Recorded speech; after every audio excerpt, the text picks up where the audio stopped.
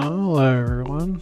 I didn't actually plan on making the Bastion tank video, but after enough matches, enough wipes, and enough comments online saying the Bastion is useless, I realized something. The problem isn't the tank.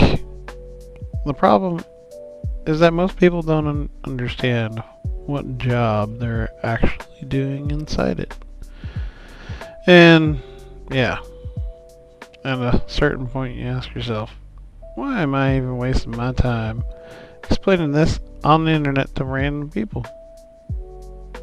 Well, but Helldivers 2 is one of those games where small misunderstandings turn into big failures, and Bastion is probably the clearest example of that.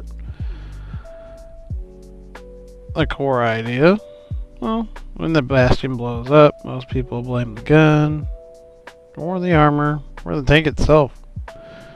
And what they almost never blame is the lane. In a Bastion, the gunner kills targets, the driver controls the lane of control, the driver decides what the Bastion can and can't fight. And when that lane isn't managed correctly, even for a few seconds, the tank is already dead. The explosion hasn't happened yet. Why the Bastion feels so bad? Well, the Bastion demands coordination, team play. One driver, one gunner, two passengers.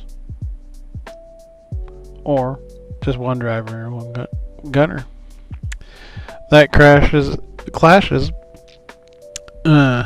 with the solo carry mindset most players bring into a mission. Then there's the turret arc. People expect mech style rotation. Bastion doesn't give you that. And finally, the deployment friction. You have to call it in, protect it, mount it correctly, and commit to it. So most players conclude Bastion is inefficient unless you have certain stratagems. But the conclusion comes from false assumptions. What the Bastion is, it's not a frontline brawler. It's not meant to charge objectives. It's not meant to chase kills. It's a support weapons platform. Heavy chassis, slow movement, limited turret arc, and 4 seats. And every one of those choices points to the same role. Space control, not aggression. When the Bastion actually dies,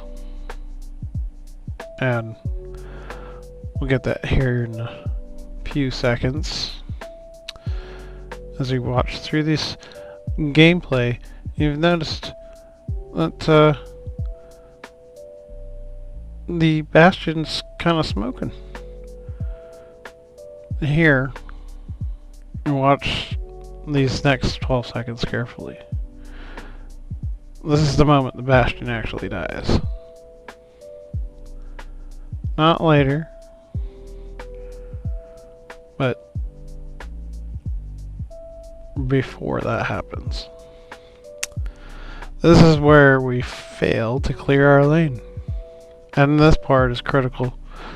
The driver controls that lane, not the gunner, but the driver. In this case, the driver was inexperienced. I mean, the tank never got oriented correctly to deny this approach. From the Devastators we passed up, not because they were harmless, but because the plan assumes that the lane is locked and infantry support finishes the job. High Command did not give the Bastion true tank armor in its infinite wisdom. Instead, it gave armor AP3, medium armor, with a large health pool. That means Devastators don't kill us instantly, but the recent bot buffs to durable targets, they bleed the Bastion dry if left unchecked. And even if one of these Devastators with a full barrage of AP6, well, it just had more of those failures you've seen earlier. It's just when the consequences arrive.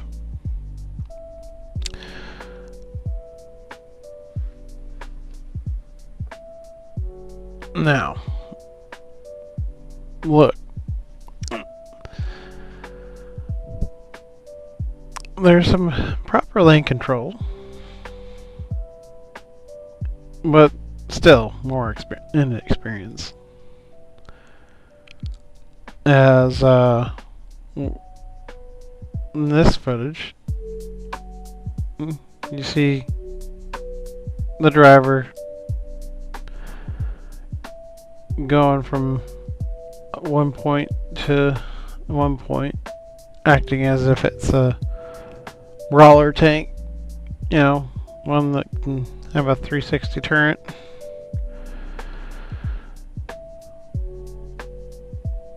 Now, as we continue on in this footage,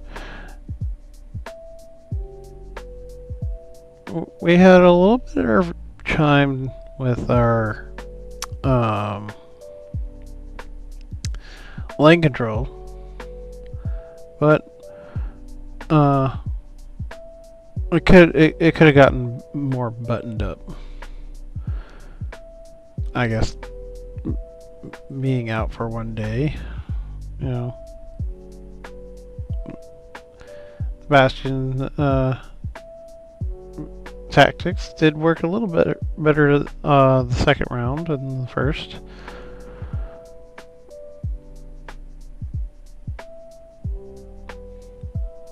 And no one's to say that the cannon isn't pretty bad, and bad in a good way. But here, in a few seconds, we'll see proper lane control. The driver will position himself not too close, but not too far away. The gunner can get the lane locked in. As the gunner then starts to execute and the Bastion clears not only the patrol, but an entire bot drop and two more full patrols that push out of that fortress there. No panic, no scrambling, just sustained fire. And while that's happening, the infantry isn't babysitting the tank. They're arming the ICBM.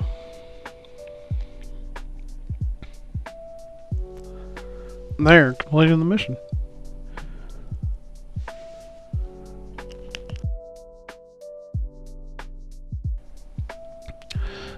As you can see on the left on that footage, same tank, same enemies. Only difference is the lane. As the prime targets are the rocket devastators and the war striders. Of course, we didn't get any factory striders in this seed, which was quite interesting, to say the least. But the mopping up of this drop, the patrols, quite easily done, quite effectively and efficiently, and all while the other two teammates complete the mission. with barely any sort of resistance or challenge towards their completing it. As we go on further, experience will catch us again with positioning and some game mechanics of the way that you drive this honking metal war machine. Here and there, just going back and forth. Damaging the armor, the paper armor. Because let's face it, this thing is just a bigger health pool of a exosuit. To which we're going to lose the Bastion.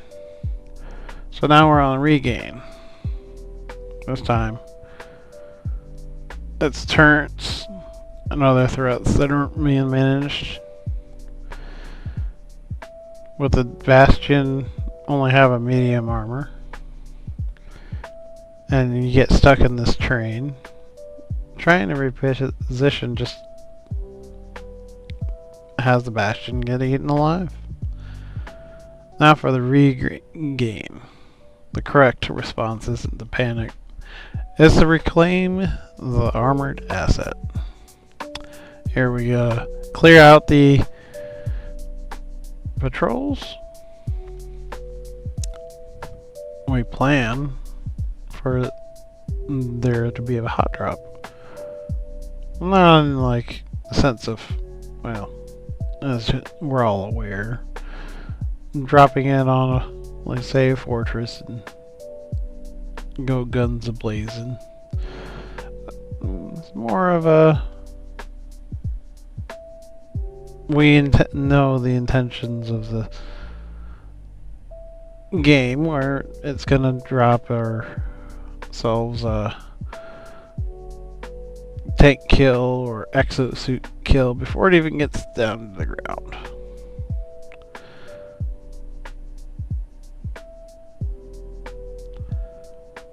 So we'll clear out the enemies, communicating that our cooldowns are up, who is calling what in. Communication, that is a key factor into this strategy. As things come up off a cooldown and the regain, you see patrols coming in rather quickly. Knowing that, we get our assets back. This time, we deploy smoke to break line of sight. A shield generator absorbs initial fire. The protection window lets us clear the patrols, the Pelican poles, as it always does during the drop, and re-establish control before the Bastion even gets to start firing. The Bastion is about never losing armor. It's about how to know how to get it back.